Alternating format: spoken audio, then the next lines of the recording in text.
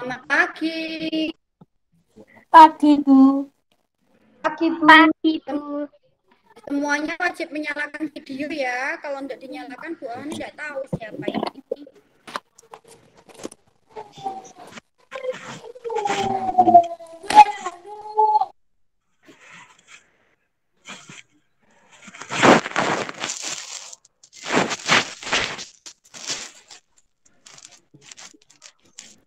Ayo Yosi nyalakan videonya. Duduk Yosi sing bagus. Handphonenya ditaruh. Terus duduk sing bagus. Oke. Nah, tuh kayak Caca, kayak Alvin, kayak Eling, kayak Vicky, itu ditaruh handphonenya. Nah, jadi Bu Afani kelihatan. Kalau ngajar itu kelihatan muridnya ngapain. Gitu. Ayo, Oval duduk, Oval. Ndak parang dilosor. Kok jadi ikan paus lek panggah dilosor ae. Terus sing diketarakne kuwi wajahe oval uduk gentenge. Kuwi kaya Alvin tuh udah pas, Caca juga. Iya, gimana kabar kalian hari ini? Baik, Bu. Baik, Bu. Kalau baik, siap untuk belajar ya. Ya. Jadi hari ini kita akan selesaikan tema 1. Kemarin kan sudah Bu Afani kasih rangkumannya tema 1 subtema 3. Hari ini harus selesai tema 1. Terus mulai minggu depan, mulai minggu ini, mulai hari Rabu itu kita sudah masuk ke tema 2. Oke, di tema 2 nanti Bu Afnani mau membagikan buku temanya. Oke, buku tema nanti diambil di hari Jumat. Ya, hari Jumat jam 10 setelah pembelajaran agama dan PLH selesai. Jam 10 ambil di sekolah, di kelas 5. Oke? Wajib pakai masker. Ngerti ya? Oke, Bu. Coba gimana kalau misalnya pakai buku temanya diambil. Ayo yang lainnya dinyalakan dulu videonya. Bu Afni mau selfie dulu nih. Sambil nunggu temannya yang lain masuk. Ayo, wajahnya itu diketarakkan loh, Wulan. Nah, diperlihatkan. Oke. Nah, gitu. Terus lagi, masih ada yang belum mengumpulkan tugas. Jadi minggu ini tugas yang clipping harus sudah selesai semua, dan yang belum dikumpulkan hari ini yang tugas minggu kemarin belum selesai harus selesai. Karena Bu Afani mau rekap tugas, mau Bu Afani koreksi semua tugas-tugas. Bu, suaranya nggak dengar. Suaranya nggak dengar, yang lain dengar nggak suara Bu Afnani? Dengar, Bu. Sedikit, Bu. Dengar, Bu. Berarti Putri, volumemu itu ditambah. Yang lainnya dengar, yang tidak dengar cuma kamu. Ya, jadi yang itu hari ini Bu Afani akan koreksi semua tugas kalian. Yang belum mengumpulkan segera mengumpulkan. Ya. Terus Bu Afani ingatkan kembali, di kelas 5 nanti ada yang namanya asesmen nasional. Itu sama dengan ujian nasional. Jadi kelas 5 nanti ada ujian nasionalnya. Nah, untuk menentukan kalian naik ke kelas 6 apa tidak. Ya, makanya kalian harus mengerjakan tugas-tugas dari Bu Afnani. Oke, ngerti? Ngerti, Bu. Duduk. Ngerti, Bu. Yosi duduk. Paham, Bu. Nanti glosor jadikan paus kamu. Ya. Terus ini nanti akan ada bantuan kuota. Bu Afnani, Pak Wida dan teman-teman tim guru SD Lampir akan sedang mengajukan bantuan kuota. Pastikan nomor handphone kalian itu aktif. Ya, setelah ini Bu Afnani Ya, Bu. Google Form isinya nama lengkap kalian dan nomor handphone yang aktif yang biasa kalian isi internet, dan pastikan kuota internet itu untuk belajar. Jika kalian mendapatkan kuota internet itu tidak untuk belajar, maka Bu Afnani auto block ya, dan tidak akan mendapatkan bantuan kuota internet lagi karena itu untuk belajar ya. Ngerti ya?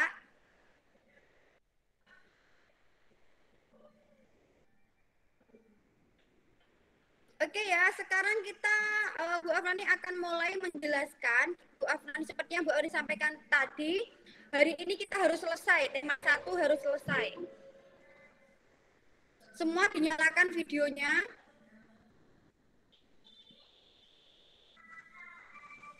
Oke, hari ini kita akan Repot.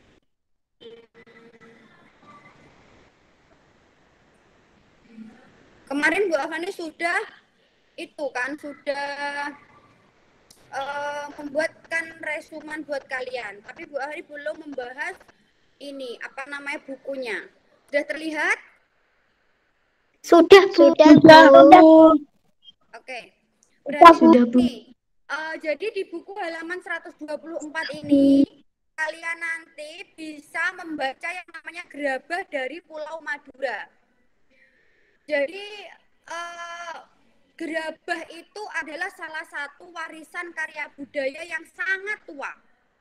Dan gerabah itu ada di mana-mana. Ya kan? Dan sampai sekarang pun gerabah itu masih banyak yang dimanfaatkan. Meskipun sudah berkurang orang yang menggunakan gerabah, tapi masih banyak yang memanfaatkan gerabah. Gerabah juga dikenal dengan sebutan tembikar. Gerabah konon sudah dibuat manusia sejak mereka hidup menetap dan mulai bercocok tanam beberapa ribu tahun sebelum tahun Masehi.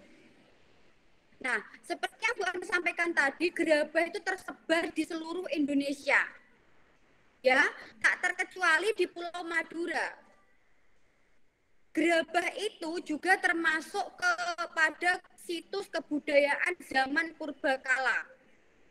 Jadi pada zaman purbakala pun sudah banyak manusia purba yang menggunakan gerabah sebagai perkakas rumahnya. Ya. Di Pulau Madura, gerabah dibuat dan difungsikan sebagai peralatan sehari-hari masyarakat setempat. Jadi di Pulau Madura itu masih banyak warganya yang menggunakan gerabah untuk memasak. Kalau di lingkungan kita kan memasaknya udah nggak pakai gerabah lagi. Iya kan? Sudah pakai apa? Sudah pakai panci. Sudah pakai teflon. Sudah pakai wajan. Itu kan? Nah, itu adalah pengganti dari gerabah. Zaman dulu sebelum teflon ditemukan, panci ditemukan, semua orang itu memasaknya menggunakan gerabah. Nah, gerabah itu menurut kalian terbuat dari apa? Tanah liat. Tanah liat. Tanah liat. Jadi gerabah itu adalah perkakas yang terbuat dari tanah liat. Sekarang siapa di rumahnya yang masih memiliki gerabah? Ada yang punya? Buatan. Kendi yang biasanya buat minum itu juga termasuk gerabah loh. Ada yang punya? Punya. Boten, Bu. Enggak punya. Boten, Bu. Boten, Bu. Buatan. Iran duit.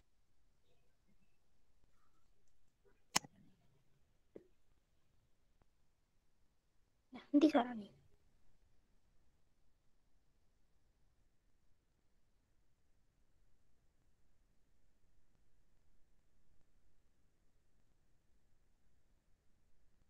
Sebentar guys, sebentar. Oke, Bu Afani lanjutkan. Terlihat ya? Nah ini, gerabah yang dihasilkan oleh para pengrajin di Madura adalah gerabah yang terbuat dari tanah liat. Belum kelihatan Bu gambarnya. Belum kelihatan. Belum kelihatan Bu gambarnya. Belum kelihatan Bu. Oke, sebentar.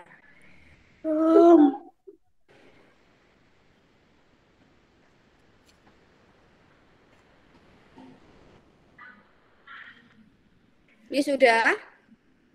Sudah, Bu. Sudah Bu. Oke. Gerabah yang dihasilkan di Madura itu adalah gerabah yang dibuat dari tanah liat yang berwarna kuning dengan pasir yang halus. Tanah liat itu banyak jenisnya. Ada tanah liat yang berwarna kuning dan ada yang agak kehitaman. Agak kehitaman itu karena di dalamnya banyak terkandung kerikil atau batu-batu warna hitam. Jadi tanah liat jenis ini bisa dipergunakan juga, tetapi kualitasnya kurang baik. Nah, memang tidak semua daerah di Madura menghasilkan gerabah. Hal ini disebabkan karena tidak semua wilayah di Madura memiliki struktur tanah liat yang bisa dijadikan sebagai bahan dasar pembuatan gerabah. Secara umum, tanah-tanah di Madura mengandung pasir yang tinggi. Karena Pulau Madura itu dikelilingi oleh pantai. Jadi kalian tahu kan, penghasil garam terbesar itu adalah Pulau Madura. Karena apa? Wilayahnya itu dia dikelilingi oleh pantai, oleh laut. Sehingga untuk memproduksi garam itu bahan bakunya itu banyak tersedia di Madura. Nah, selain membuat gerabah, tanah liat itu juga digunakan dalam membuat genteng. Ya. Nah, ini. Peralatan pengrajin gerabah berupa ada banyak ya yang untuk membuat gerabah itu membutuhkan alat ya yang digunakan oleh pengrajinnya. Ada panombuk, bahasa Maduranya itu panombuk atau penumbuk. Kalau kita bilangnya penumbuk, kalau orang Madura panombuk. Panempa, panempa itu penempa untuk menghaluskan apa ya namanya? Panempa, penempa untuk menghaluskan. Pengorek atau pengerok untuk membentuk di kerok pinggir-pinggirnya gitu. Terus ada lagi penyabungan, ada lagi panglet. Panglet itu ini secarik kain untuk untuk bibir gerabah. Jadi kalau membuat gerabah itu kan ada putar-putar, nanti Bu Afnani carikan videonya. Kemudian pengajakan atau sejenis nyiru atau ayakan pasir, pengabuan atau tempat abu, penompal atau alat menyisikan abu dari pembakaran. Nah ini alat-alatnya seperti ini. Ada werkower. Ya, ada werkower atau galah, perujung, kawat atau lengkung. Nih, ini namanya werkower. Ya, ini namanya werkower. Kemudian ada pematong atau pemotong. Kawat pemotong ini. Pisau, sejenis pisau atau kawat pemotong tanah liat. Jadi ini namanya pematong. Atau pungku itu pembakaran gerabah yang nanti kalau sudah jadi gerabah itu harus dipanasi. Itu namanya pungku. Nah, ini adalah alat-alatnya. Adapun prosesnya membuat gerabah itu menyiapkan bahan berupa tanah liat. Kemudian tanah liat itu dicampur dengan air agar dia mudah dibentuk. Setelah jadi adonan atau tanah liat tadi kan kalian kan masih mengeras, kemudian campur air sampai dia itu bisa seperti adonan seperti itu. Kemudian diambil perbongkahan untuk dibentuk kasar dengan menggunakan kain. Ya, bila yang dibuat sejenis periuk, maka ketika pinggiran atau bibir sudah jadi, lalu diangin-anginkan, baru kemudian membuat bagian perut. Jadi langkah-langkahnya seperti ini.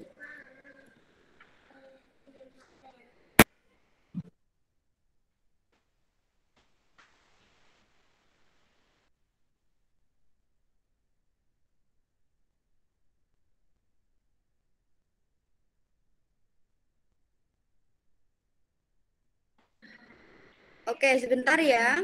Bu Afrani akan mencarikan video tentang pembuatan gerabah.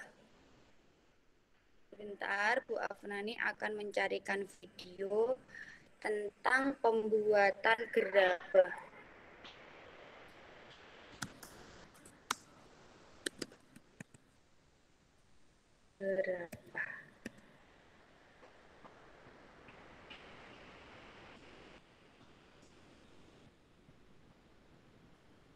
Nanti tugas kalian membuat gerabah. Itu dikumpulkan bulan September. Jadi membuat gerabah. Bisa minta tolong, minta dibantu sama orang tuanya. Tapi tugasnya membuat gerabah. Nah, nanti temanya alat transportasi dan juga alat komunikasi. Ya, kalian membuat gerabah yang berhubungan dengan alat transportasi dan juga alat komunikasi. Jadi bentuknya itu berupa alat transportasi atau alat komunikasi. Ngerti? Ngerti nggak tadi yang Bu Afani sampaikan? Ngerti, Bu. Ngerti, Bu. Ngerti, Bu. Bentar ya.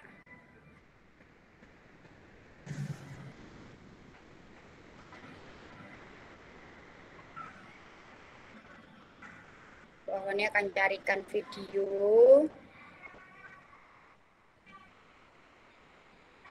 pembuatan gerabah.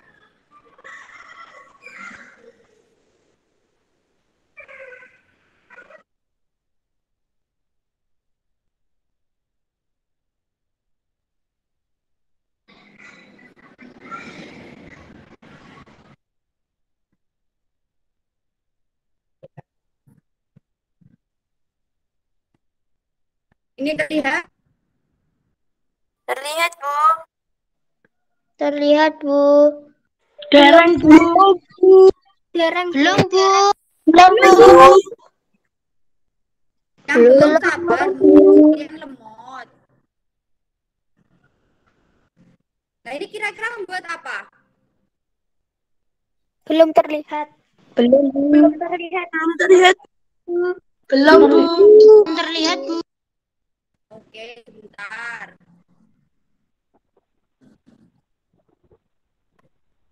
Enggak beres.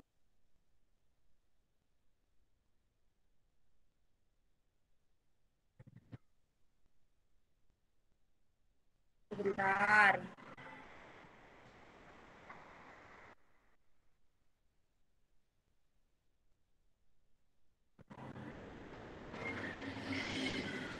Ini sudah terlihat? Sudah, Bu. Sudah, Bu. Sudah, Bu. Nah, ini membuat apa kira-kira? Lihat cara membuatnya.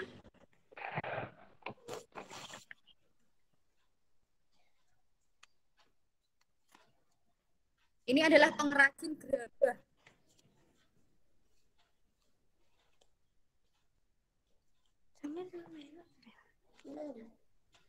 Ya kan dulu peda.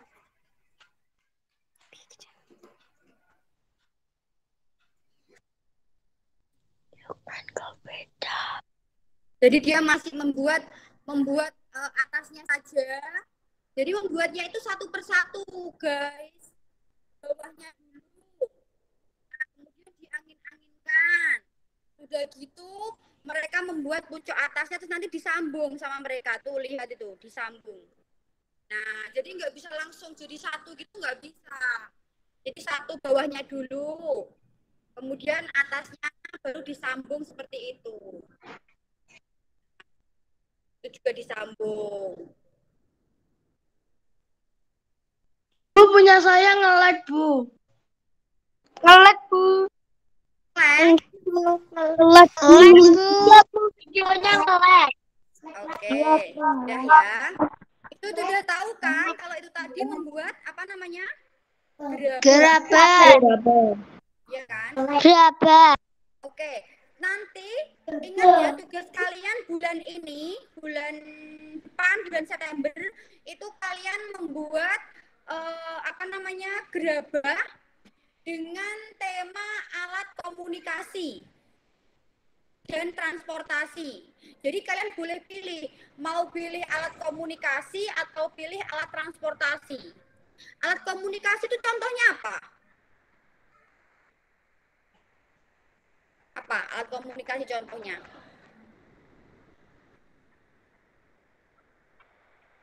Halo, Trompet. apa komunikasi? Handphone. Handphone, apalagi? Laptop, Bu. Laptop, boleh. Kita kan ini berkomunikasinya Komputer. komputer boleh. Nah, jadi nanti kalian membuatnya ya. Membuatnya. Kemudian boleh juga alat transportasi. Alat transportasi apa saja contohnya? Sepeda motor. Mobil. Dan Mobil. sepeda motor. Oke. Oh, gini aja. Bu Afani bagi yang anak yang cewek membuat dengan tema komunikasi. Yang cowok dengan tema transportasi. Setuju ya? Oke ya? Yang cewek komunikasi, Bu. Iya, yang cewek komunikasi, yang cowok transportasi. Oke ya? Oke. Oke ya? Oke, Bu. Oke. Oke, kalau gitu sekarang kita lanjutkan. Tadi gerabah sudah. Sekarang kita lanjutkan. Sudah terlihat ya ini ya? Sudah, Bu. Sudah, Bu. Sudah, Bu. Belum, Bu. Sudah, Bu. Oke, sekarang coba ini ya. Coba kalian jawab ini. Tanah liat banyak kegunaannya buat apa saja coba? Memasak. Membuat gelas. Buat kendi. Membuat kendi. Buat kendi, apalagi? Membuat gerabah. Membuat gerabah. Oke, itu adalah manfaat tanah liat. Kalau tanah liat yang digunakan membuat gerabah yang bagus, yang hitam apa yang kuning? Kuning. Yang kuning. Kenapa Kuning, Bu. kenapa yang hitam kok kurang bagus kualitasnya?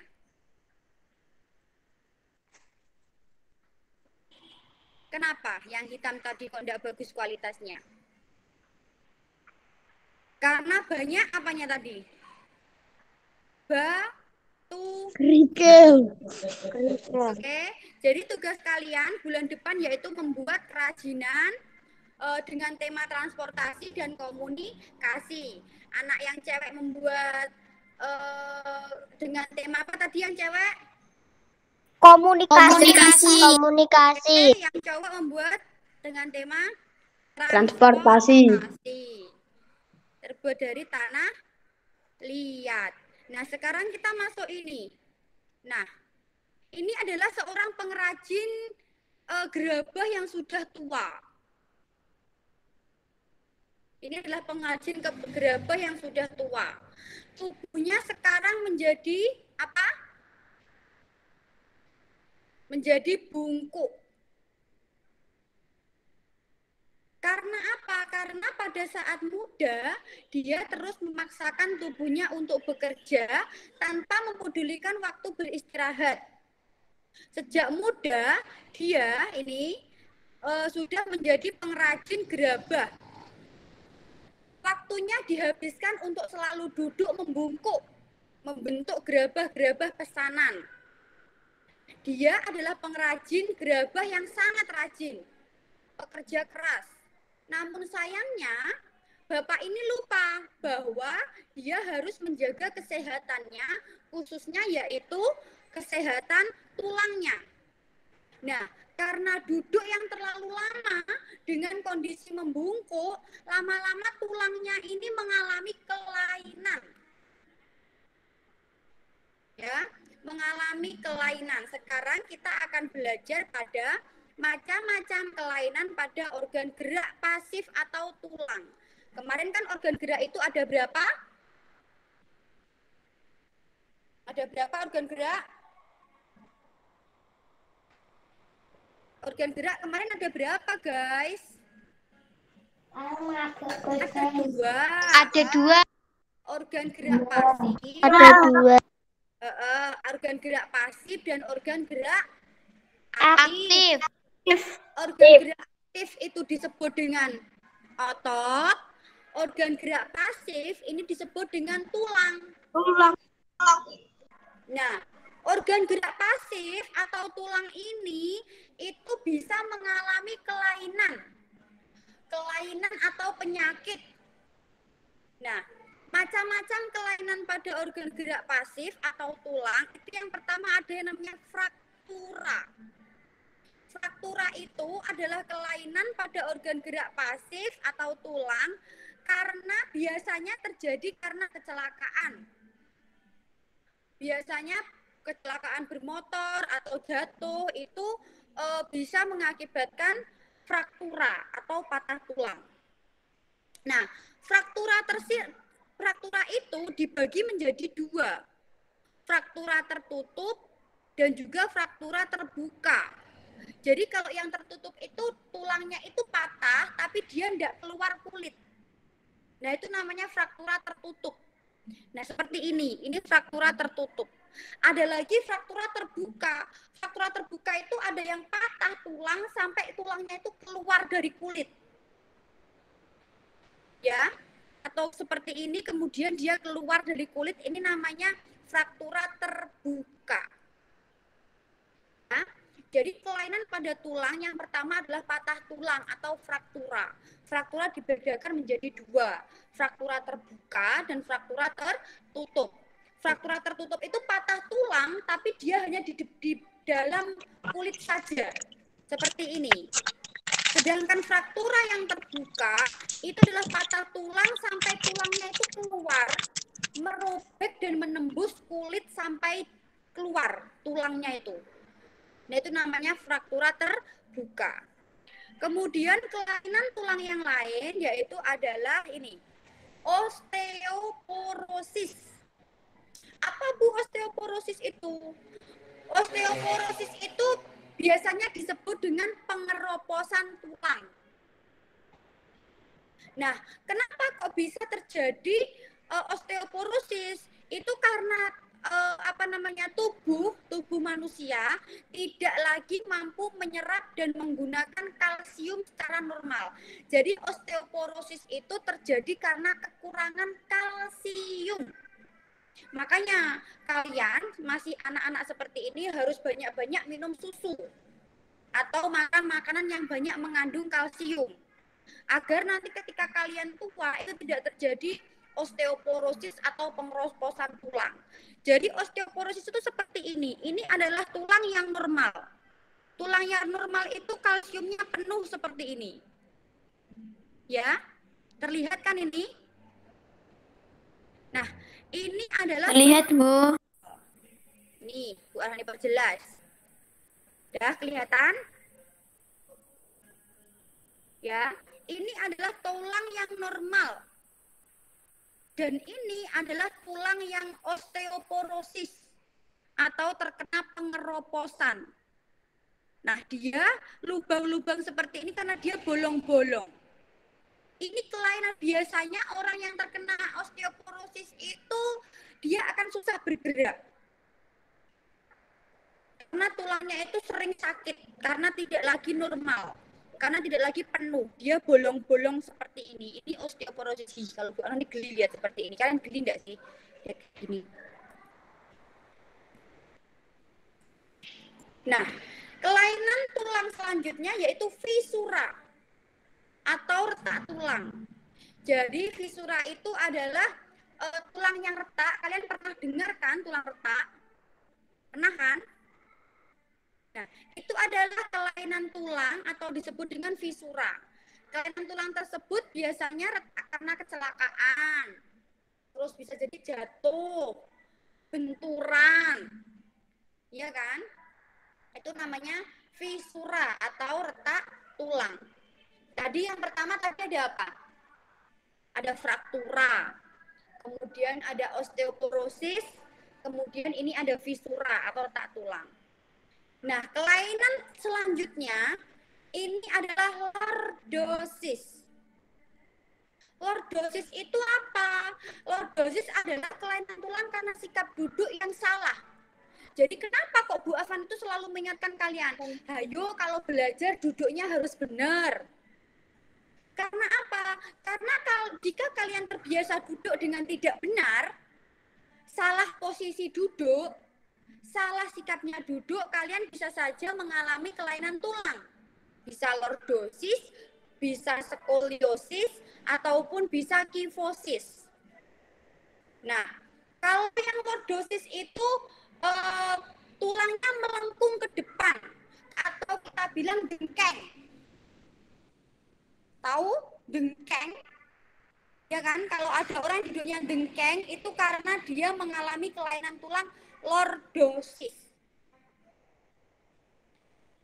Hal ini akan mengakibatkan posisi kepala tertarik ke belakang. Jadi gini. Iya. Seperti ini posisinya. Nah, makanya duduk itu harus tegak. Ya, kalau duduk itu belakangnya harus ada sandarannya biar tubuh kita itu lurus. Ya. Loh, itu kenapa itu? Itu kenapa itu? Jangan. Itu kenapa itu? Kenapa Filza?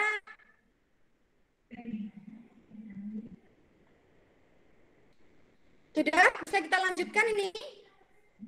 Sudah, Bu. Ya. Sudah, Bu.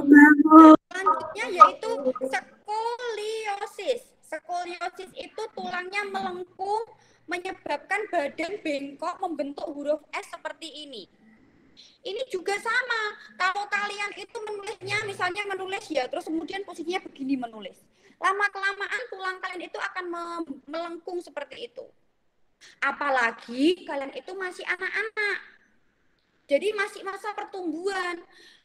Selama masa pertumbuhan itu kalian harus bersikap duduk yang bagus, yang tegap, agar kalian tidak mengalami kelainan tulang. Kalau Bu Afnani mah mau delosor, mau gini, sudah tidak bisa lagi tumbuh. Ya sudah segini nih Bu Afnani, tulangnya sudah seperti ini. Kalau kalian salah duduk, itu masih bisa terjadi kelainan. Karena kalian masih dalam masa pertumbuhan. Ibarat kata tulang kalian itu setiap hari masih bertumbuh. Kalau kalian gunakan posisinya seperti ini terus, seperti ini, lama-kelamaan bentuknya ya seperti ini. Kalau kalian duduknya melengkung seperti ini, lama-kelamaan tumbuhnya juga melengkung seperti ini. Mengakibatkan kelainan tulang. Kalau ini kelainan tulang membungkuk. Ini namanya kifosis. Ya kan? Coba kalian sebutkan awal tadi. Kelainan tulang ada apa saja? Yang pertama tadi. Osteoporosis. Ada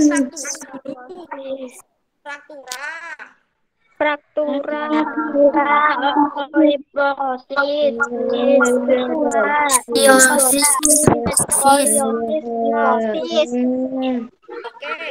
Oke, Bu Afnani ulangi. Kalian ingat-ingat ya, kelainan tulang itu ada pertama, fraktura atau patah tulang. Fraktura ini dibagi menjadi dua, fraktura terbuka dan fraktura tertutup. Fraktura terbuka yaitu ketika patah tulang melewati kulit. Itu namanya fraktura terbuka. Sedangkan fraktura tertutup adalah patah tulang yang tidak melewati kulit. Yang kemudian adalah osteoporosis. Osteoporosis itu kelainan pada tulang karena kekurangan kalsium atau pengeroposan tulang. Ya. Yang ketiga ada retak tulang. Ya kan? Kemudian ada apa tadi namanya ini? Lordosis, skoliosis dan juga kifosis. Lordosis berarti dia melengkung ke depan, skoliosis itu membentuk S, kifosis itu membungkuk. Sudah jelas? Sudah? Sudah, Bu. Lanjut. Sudah, Bu. Kalau belum jelas, kalian tanyakan. Ini sebetulnya tugas kalian itu membuat tanah liat membentuk seperti ini. Lordosis, skoliosis, sama kifosis. Tapi ini kesusahan nanti karena kalian harus membuat rangkanya dari kawat. Jadi nggak usah pakai ini, kalian membuat itu aja, apa namanya, alat komunikasi dan transportasi aja. Oke? Ingat ya, semua organ dalam tubuh kita, termasuk organ gerak, harus kita jaga. Baik organ gerak pasif maupun organ gerak aktif. Kita harus selalu memperhatikan setiap gerakan yang kita lakukan. Apalagi kalian itu masih dalam masa pertumbuhan. Ya, jadi harus betul-betul dijaga. Jangan biasakan duduk dengkeng, jangan biasakan duduk melengkung-lengkung, atau jangan biasakan duduk membungkuk. Jadi duduknya harus lurus, harus tegap. Ya, karena kalau tidak kalian akan mengalami kelainan pada tulang. Kemudian berhati-hati juga karena ketika kalian jatuh itu juga akan mengakibatkan kelainan pada tulang. Oke, lanjut. Nah, ini posisi dan sikap duduk yang benar. Tidak kelihatan, yang Bu. benar. Halaman 137 ini, posisi duduk yang benar itu ini. Lalu bagaimanakah posisi duduk yang benar untuk mencegah terjadinya nyeri dan pegal pada punggung, bahu, dan leher? Posisi dan sikap duduk yang benar itu adalah posisi sikap duduk yang ergonomis. Apa, Bu, posisi duduk yang ergonomis? Usahakan ketika duduk, kepala berada segaris dengan tubuh. Jadi kepalanya dan tubuhnya itu harus lurus. Jangan gini, atau jangan gini, atau jangan gini. Nah, ini namanya enggak ergonomis. Kalau yang ergonomis ya tegap seperti ini. Kepalanya, tubuhnya itu segaris. Ini tidak begini, atau tidak begini. Oke, itu dia harus segaris. Kemudian bahu rileks dan lengan berada pada kedua sisi tubuh. Jadi seperti ini. Ini rileks, tenang. Siku menempel pada tubuh dan membentuk sudut 90 sampai 120 derajat. Punggung harus ditopang secara penuh dengan penopang pada saat tegak. Ya, jadi usahakan belakangnya ini ada penopangnya. Biar kalian itu tidak gini-gini atau tidak bungkuk. Nah, jadi biar begini. Jadi ada sendenan, penopang itu sendenan. Oke? Ngerti? Bisa? Bisa, Bu. Nah, setelah ini Bu Afnani mau nyalakan video, kemudian kalian posisikan, semua dinyalakan videonya, kemudian Bu Afnani mau lihat kalian posisi duduk yang ergonomis. Duduk yang ergonomis. Ya, terus jangan terlalu lama. Jangan duduk terus lebih dari 2 jam. Ya, jika kalian harus melakukan peregangan, jangan duduk terlalu lama. Karena itu juga akan mengakibatkan kelainan pada tulang. Kemudian lagi, kalian harus memenuhi kebutuhan cairan tubuh untuk dapat menjaga kesehatan tulang minimal 6 gelas 1 hari. Tapi sebetulnya kebutuhan air orang itu beda-beda. Tapi yang pasti kebutuhan air manusia itu 80% dari kebutuhan makan manusia. Jadi harus banyak minum air. Ya. Hal ini berfungsi untuk menjaga kelembapan otot dan tulang sehingga dapat rileks melakukan fungsinya. Nah, ini yang paling penting lagi. Kalian harus memilih meja dan kursi yang tepat pula. Makanya kalau di sekolah itu kan ada meja dan ada kursi. Kursinya itu pasti ada senderannya. Itu agar kalian itu duduknya itu agar kalian itu tidak mengalami kelainan tulang. Jadi duduknya itu duduk yang ergonomis. Jelas? Dari sini sampai sini. Ada yang ditanyakan? Tidak. Ya, bisa kita lanjutkan? Tidak, Bu. Kita lanjutkan ya. Oke, Bu. Oke, Bu. Buatkan, Bu.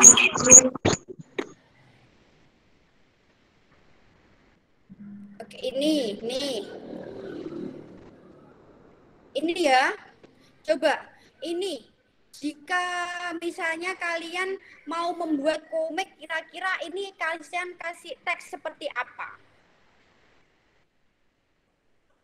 Ini tugas juga ini. Ini tugas yang harus dikumpulkan bulan depan juga. Kalian membuat komik. Nih, kalian tulis di buku kalian tugas membuat komik.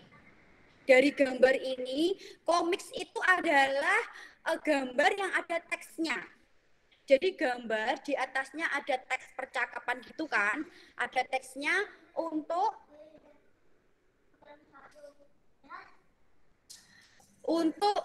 menyampaikan pesan dari gambar ini. Ya.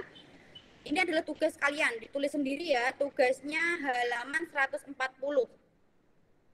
Tugasnya halaman 140. Jadi kalian membuat komik, bacaan di atas bisa disajikan dalam bentuk komik. Jadi kalian boleh melihat bacaan di atas untuk membuat komik ini. Gambar ini kalian buat komik. Ya.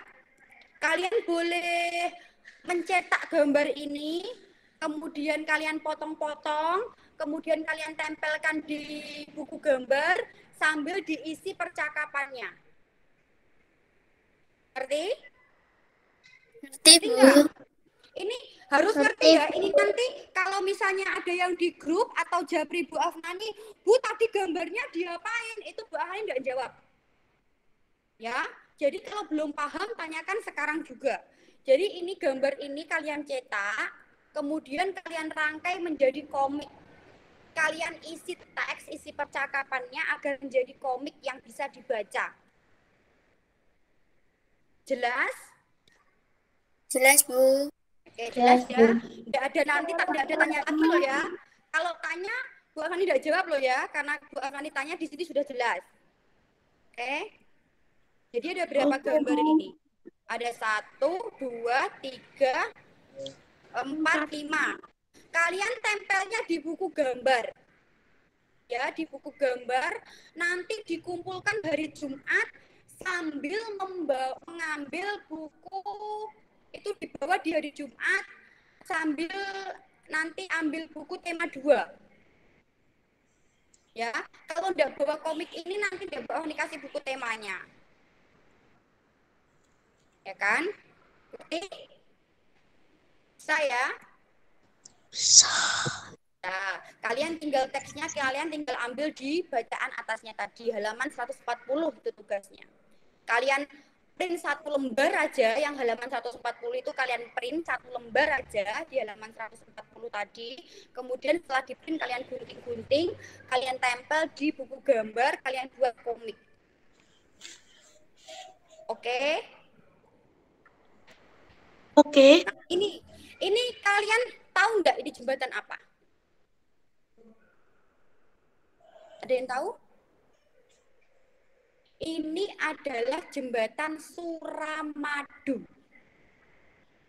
Mboten enten, Bu. Ada gambarnya? Betul nonton, Bu.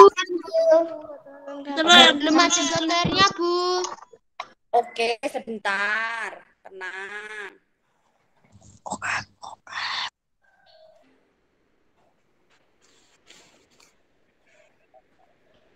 Ini sudah terlihat? Sudah, Bu. Oke. Lani sangat kagum dengan potensi alam yang ada di wilayah Madura. Jadi di Madura itu potensi alamnya itu melimpah ruah. Belum, Bu. Daya alamnya itu banyak sekali. Mulai dari bahan tambang, hasil hutan, hasil pertanian, bahkan sampai hasil lautnya. Ya kan? Pulau Madura termasuk dalam Provinsi Jawa Timur. Jadi Pulau Madura itu ada di pulau tersendiri, tapi dia masuk di Jawa Timur juga. Madura merupakan pulau tersendiri yang terpisah dengan Pulau Jawa, tapi dia bagian dari Pulau Jawa Timur. Untuk mencapai Pulau Madura harus melewati Selat Madura. Dulu kalau mau ke Madura itu kita harus melewati yang namanya Selat Madura. Tapi sekarang sudah ada yang namanya jembatan Suramadu. Ini dilihat sama teman muridnya mama nanti. Iya. Ini namanya jembatan Suramadu. Suramadu itu adalah hubungan kedua kota Surabaya dan Madura. Disingkatnya Suramadu. Di jembatan Suramadu itu jembatan yang menghubungkan antara Surabaya dengan mana? Madura. Jadi sekarang untuk ke Pulau Madura tidak perlu lagi naik perahu nyebrang di Selat Madura. Cukup melintasi jembatan Suramadu. Ya, ya, Surabaya. Ngerti? Bisa? Ngerti. Oke. Jadi ini Pulau Madura itu 2/3 wilayahnya, jadi lebih dari setengah wilayahnya, itu ada 2/3 wilayahnya, itu bentuknya lautan. Seperti yang Bu Ani sampaikan di awal tadi, Pulau Madura itu dikelilingi banyak pantai. Ya, wilayah Madura itu banyaknya pantai. Makanya di wilayah di Madura itu salah satu pulau penghasil apa yang terbesar tadi? Penghasil Garam. garam. Bisa enggak? Kalian bisa enggak? Bu Hans jelaskan, ngerti enggak? Nanti waktunya asesmen kalian enggak bisa. Nanti asesmennya pakai komputer ya. Jadi waktu asesmen Bu Afani tidak bisa bantu apapun. Bu Afani bisa bantunya sekarang. Ya, Bu Afani jelaskan sampai kalian ngerti itu sekarang. Nanti waktu kalian ujian asesmen nasional, Bu Afani tidak bisa bantu. Kalian harus kerjakan sendiri semuanya. Makanya sekarang waktunya kalian itu belajar. Bu Afani bisa bantunya sekarang. Kalau belum ngerti, tanya saja. Bu, tadi apa, Bu? Saya belum ngerti. Bu, tadi apa, Bu? Saya belum paham. Gitu. Oke? Nah, kalian tahu Indonesia itu selain disebut dengan negara agraris, jadi Indonesia itu memiliki banyak julukan. Ada negara agraris dan juga ada negara maritim. Kalau negara agraris itu dilihat dari sebagian mata pencaharian penduduknya itu sebagai petani. Itu disebut dengan negara agraris. Ya. Sedangkan selain negara agraris, Indonesia juga disebut dengan negara maritim. Kenapa disebut negara maritim? Karena Indonesia memiliki wilayah lautan yang sangat luas. Kemudian wilayah perairannya juga sangat luas. Jadi sebab itulah Indonesia juga disebut dengan negara maritim. Jangan sampai tidak bisa. Ayo sekarang ditulis. Negara agraris adalah, ini sudah ditulis kan? Kemarin itu sudah apa belum?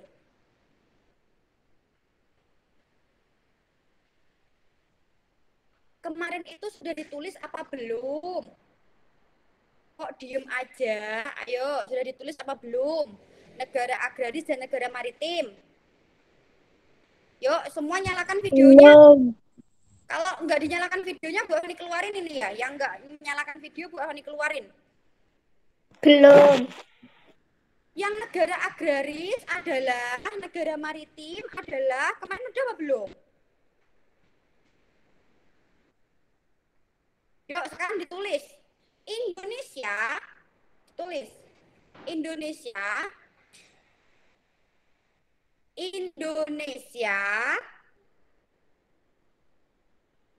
memiliki 2 julukan. 1, negara agraris.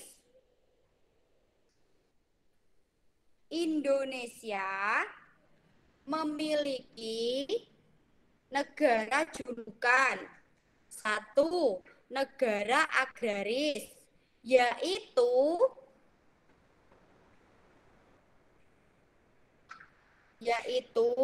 negara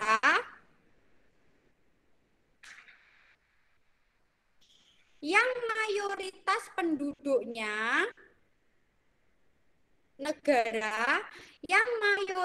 penduduknya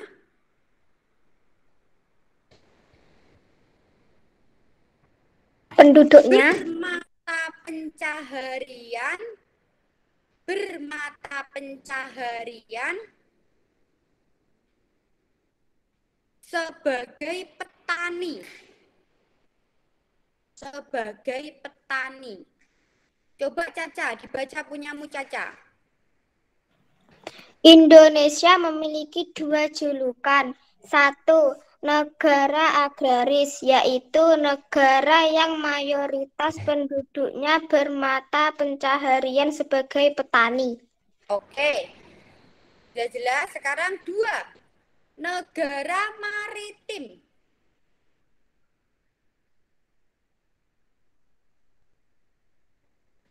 Yaitu negara. Belum, Bu. Oke, tenang, Opal. Negara maritim yaitu negara yang sebagian besar wilayahnya yang sebagian besar wilayahnya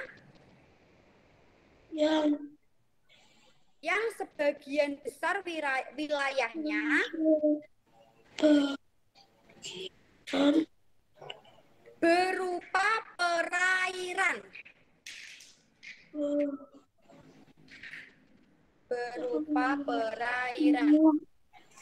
Ayo Alvin, coba Vin, punya dibaca Vin.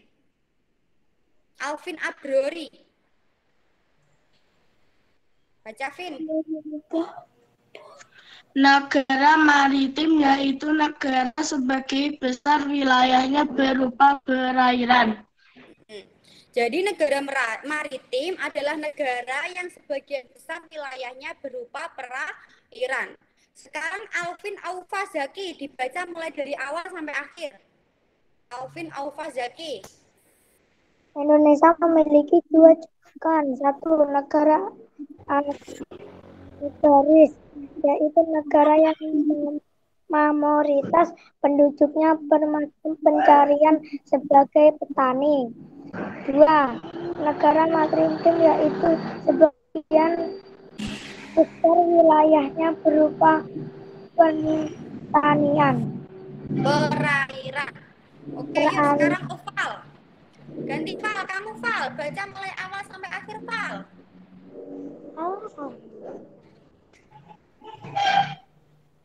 Oval.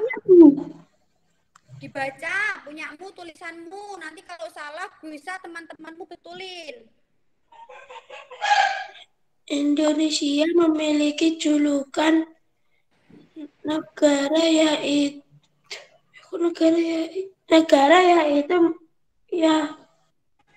maritim. Negara dari dulu. Negara apa, Bu? Agraris.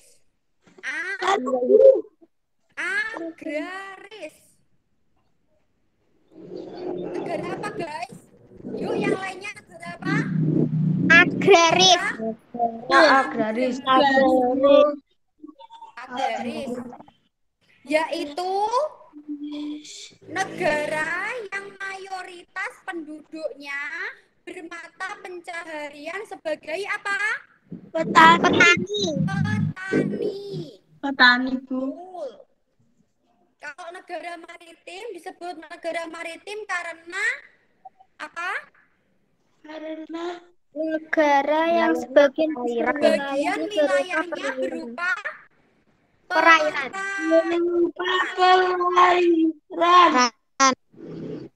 Oke, lanjutkan ya, bisa ya.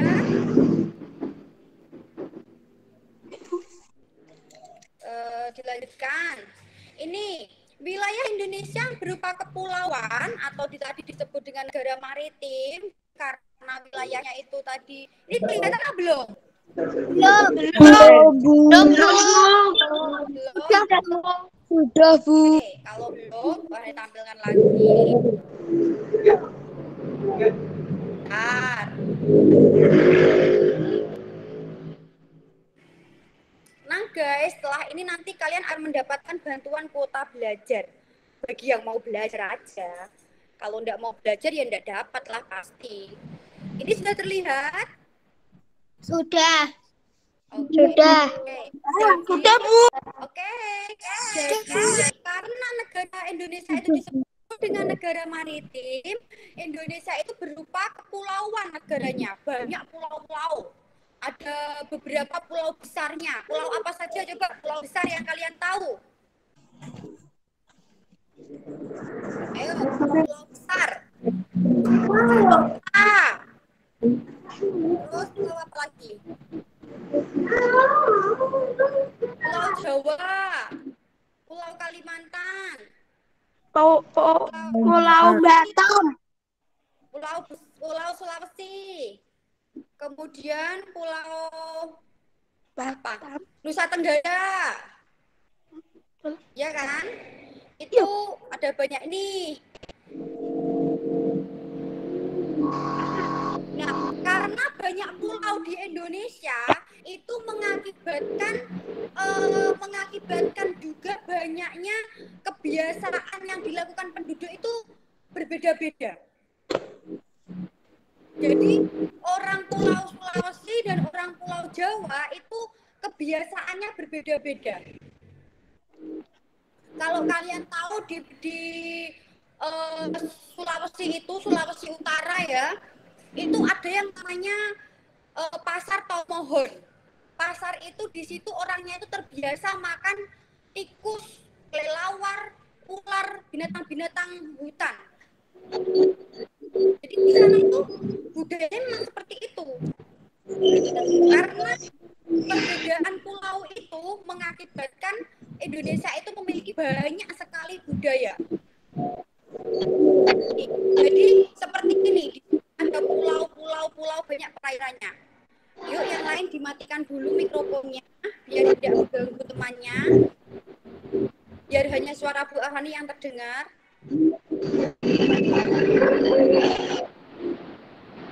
Yang ini masih menyalakan mikrofon, dimatikan.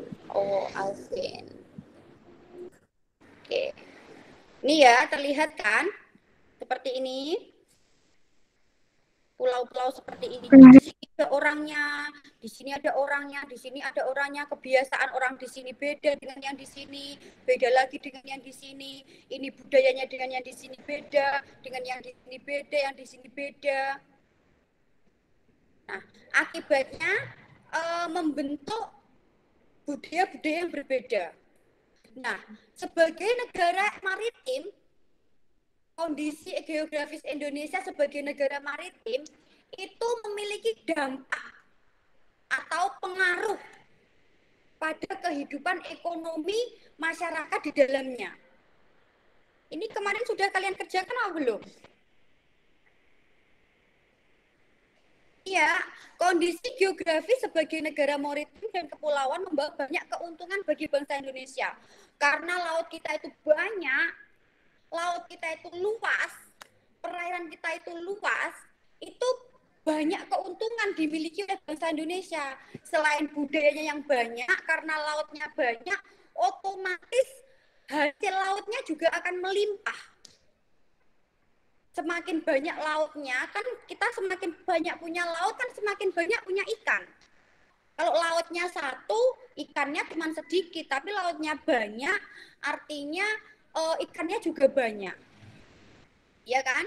Cakupan wilayah yang sangat besar dan luas, tentu saja Laut Indonesia mengandung keanekaragaman sumber daya alam laut, baik yang hayati maupun non-hayati. Hayati itu yang hidup, non-hayati itu yang mati. Misalnya kalau hayati dan non-hayati itu kalau di pantai itu ada pasir, itu masuk ke non-hayati. Pasir, batu, air itu masuk ke non-hayati. Tapi kalau pohon, ikan, terus apa namanya lagi itu rumput laut, itu termasuk ke hayati. Sumber daya alam laut yang dapat dimanfaatkan itu ada banyak. Ada ikan, ada terumbu karang dengan kekayaan biologi yang bernilai ekonomi tinggi. Belum lagi keindahan lautnya yang digunakan sebagai wisata. Belum lagi sumber energi yang ada di dalam lautan itu, minyaknya, gas bumi, mineral, sampai dengan transportasi antar pulau. Semua potensi alam tersebut tersedia dalam jumlah yang sangat besar dan tersebar di seluruh wilayah Indonesia. Nah, besarnya peluang ekonomi dari pemanfaatan potensi sumber daya alam laut yang sedemikian besar tentunya dapat memberikan dampak atau kontribusi bagi kehidupan masyarakat Indonesia. Jadi kalau laut kita bagus, akan banyak turis yang datang untuk menikmati wisatanya. Nah, itu kan merupakan pemasukan buat bangsa kita. Oke? Sekarang coba ini dibaca. Alvin Abdori, dibaca ini. Paragraf terakhir ini. Yang mana, Bu? Ini, yang paragraf terakhir nih, kelompok masyarakat ini. Kelompok masyarakat yang bisa merasakan langsung potensi kekayaan sumber daya kelautan ini adalah masyarakat yang berbeda provinsi. Yang berada di pesisir. Banyak jenis pekerjaan yang bisa diusahakan untuk menunjang kehidupan ekonominya. Oke, lanjut. Sekarang ini jenis pekerjaan yang berkaitan dengan pemanfaatan sumber daya laut. Tadi di atas Bu Alani sudah menyampaikan di laut itu bisa dimanfaatkan dengan banyak hal. Bisa diambil banyak halnya. Ada ikannya, ada terumbu karangnya, bisa kepiting, bisa udang, bisa mutiara, bisa juga alat transportasinya. Kemudian sekarang pekerjaan apa yang berkaitan dengan pemanfaatan sumber daya laut? Yuk coba satu diisi Halno. Apa Halno? Yang berkaitan dengan laut, pekerjaan apa Halno? Halno ada kan? Mancing. Oke, mancing itu bukan pekerjaan Halno. Halno nggak ada, Bu. Halno nggak ada. Yang ada siapa di situ? Yosi. Apa Yosi? Pekerjaan yang berkaitan dengan sumber daya laut. Mencari ikan. Mencari ikan itu berarti sebagai apa? Mencari ikan itu. Nelayan. Nelayan. Betul. Banyak ya pekerjaan yang bisa diambil dari sumber daya laut. Kemudian petani garam. Ya kan, laut bisa diambil garamnya kan? Nah, petani garam. Kemudian pengrajin mutiara. Itu adalah pekerjaan yang berkaitan dengan pemanfaatan sumber daya laut. Nih, coba nih. Ini dibaca dulu. Eling, ayo Ling, dibaca Ling. Yang mana, Bu? Ini, yang boleh ditampilkan ini semuanya. Kelompok masyarakat yang bisa merasakan langsung potensi kekayaan sumber daya kelautan ini adalah masyarakat yang berada di pesisir. Banyak jenis pekerjaan yang bisa diusahakan untuk menunjang kehidupan ekonomi. Ayo sebutkan jenis-jenis usaha atau pekerjaan yang berkaitan dengan pemanfaatan sumber daya alam laut di Indonesia. Jenis pekerjaan yang berkaitan dengan pemanfaatan sumber daya laut. Nah, tadi ada apa saja? Nelayan. Terus? Petani garam. Mutiara. Pengrajin mutiara. Ya kan? Peternak kepiting. Kan? Kalian tahu enggak peternak kepiting itu seperti apa? Yang di tengah laut itu biasanya kan ada yang kalian lihat itu kerambu apung. Ya kan? Itu biasanya itu untuk membudidayakan kepiting di situ. Itu namanya peternak kepiting. Jadi di situ mereka membudidayakan kepiting laut. Ngerti? Ini terlihat enggak ini? Pengaruh kondisi geografis Indonesia. Terlihat, Bu. Oke, kalau Iya, terlihat Bu. coba ulang baca. Kalau terlihat coba ulang baca. Mboten terlihat, Bu. Sudah terlihat? Terlihat, Bu. Sudah Nah, terlihat. Filza terlihat nggak Filza? Filza terlihat nggak? Terlihat, Bu. Oke, baca Filza, yuk baca Filza.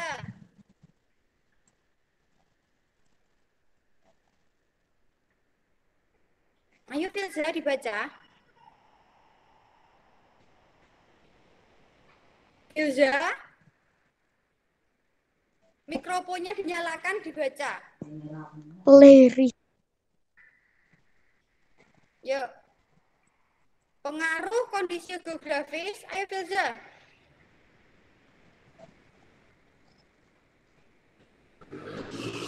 Gimana Filza? Belum mawon, Bu. Oke, yuk baca. Mengaruh kondisi geografis Indonesia sebagai negara maritim terhadap kehidupan sosial masyarakat. Sebagai negara maritim dan kepulauan yang berada di antara benua Australia dan Asia membawa pengaruh terhadap kehidupan sosial budaya bangsa Indonesia. Hal ini bisa terjadi karena dengan posisi tersebut menyebabkan Indonesia menjadi jalur perdagangan dunia. Mau tidak mau banyak pedagang dari berbagai negara di seluruh belahan bumi ini akan melewati dan mampir ke Indonesia. Pedagang dari berbagai negara tersebut tentu memiliki latar. Yuk lanjut.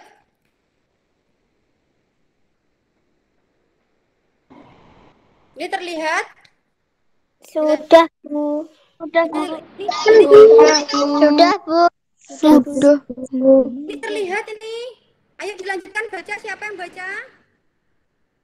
Latar belakang yang berbeda antara satu dengan yang lainnya. Terlihat, yuk.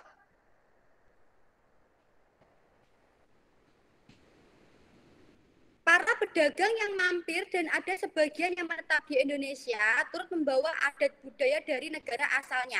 Jadi, karena negara kita itu negara maritim, memiliki kekayaan yang banyak, itu bahkan negara-negara lain pun datang mampir ke negara kita. Nah, negara-negara itu membawa budayanya masuk ke negara kita. Ya kan? Jadi negara lain masuk ke Indonesia dengan budayanya. Nah, lama-kelamaan, lambat laun, budaya yang dibawa negara lain tersebut akan berbaur dan bercampur, bahkan melebur dengan budaya yang ada di Indonesia. Banyak. Seperti ada gara-gara ada yang datang orang Cina yang banyak yang datang mampir, itu ada yang namanya kampung pecinan. Ada kampung Arab, kemudian terjadinya perpindahan ilmu pengetahuan dan teknologi. Itu adalah dampaknya.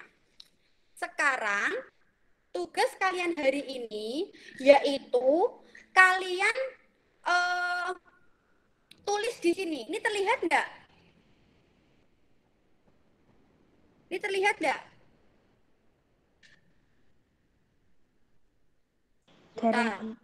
Sebentar. Oke, sebentar.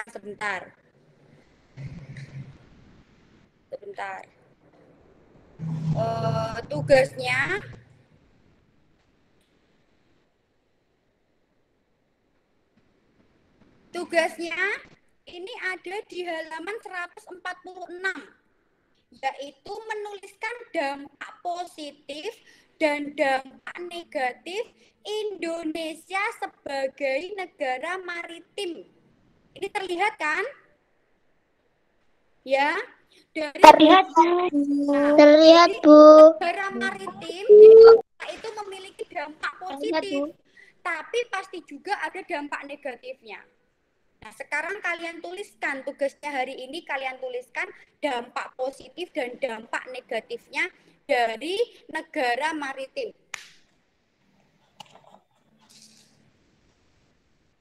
Dampak. Ya, dampak itu akibatnya. Akibatnya kalau negara Indonesia itu sebagai negara maritim, akibatnya apa? Kalau positif itu adalah akibat baik, kalau negatif itu adalah akibat buruk. Sudah jelas? Ngerti? Ngerti ya? Ini tugas hari ini halaman 146. Nah,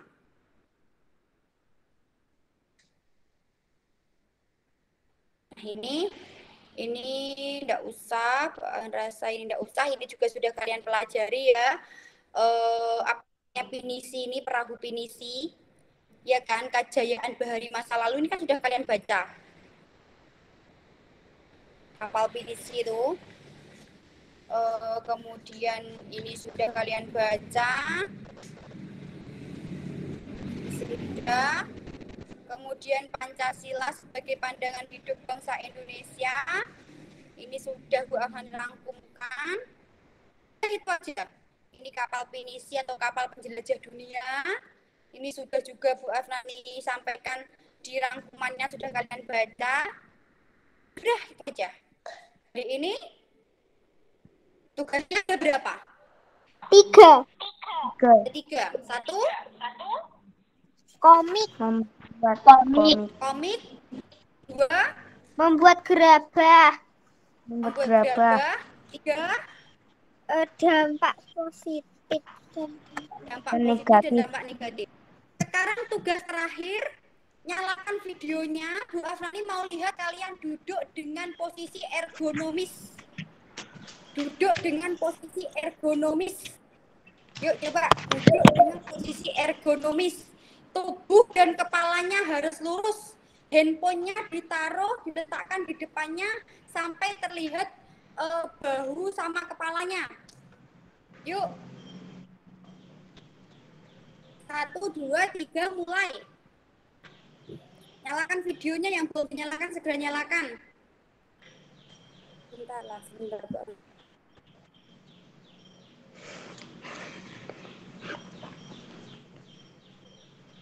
Ngapa lah keluar?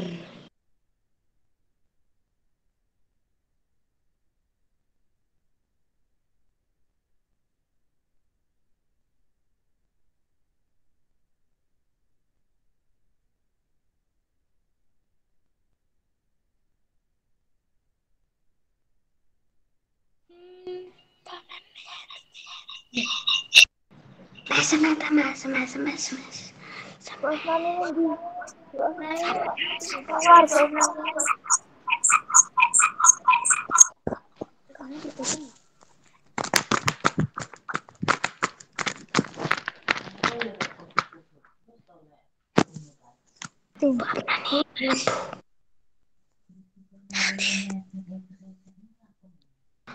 Ini melebu pisan.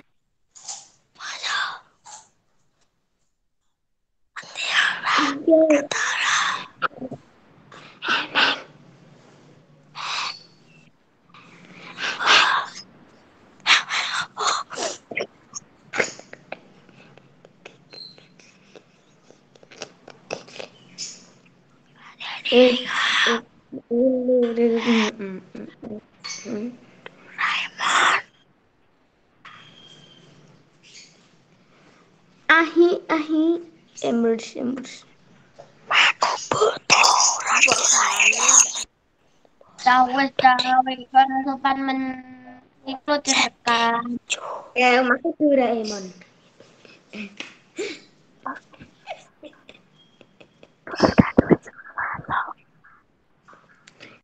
Aku butuh.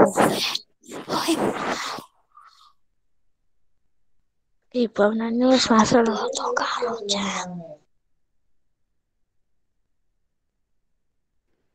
Yosi, Vicky, ayo semua nyalakan dulu videonya. Kita duduk ergonomis. Yo, bagus, oval. Dia bagus. Eling bagus.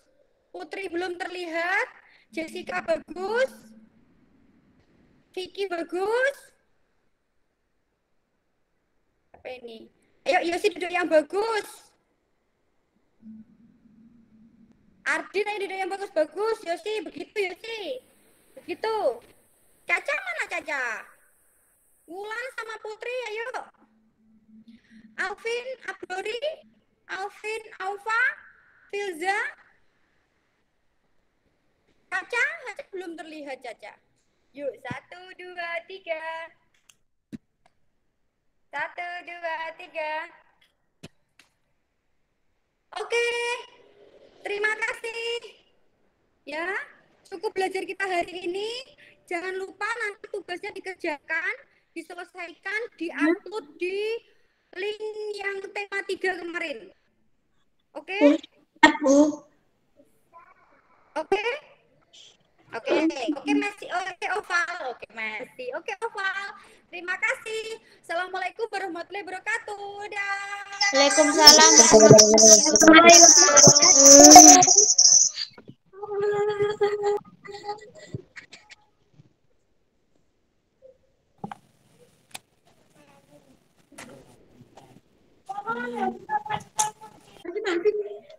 Loh.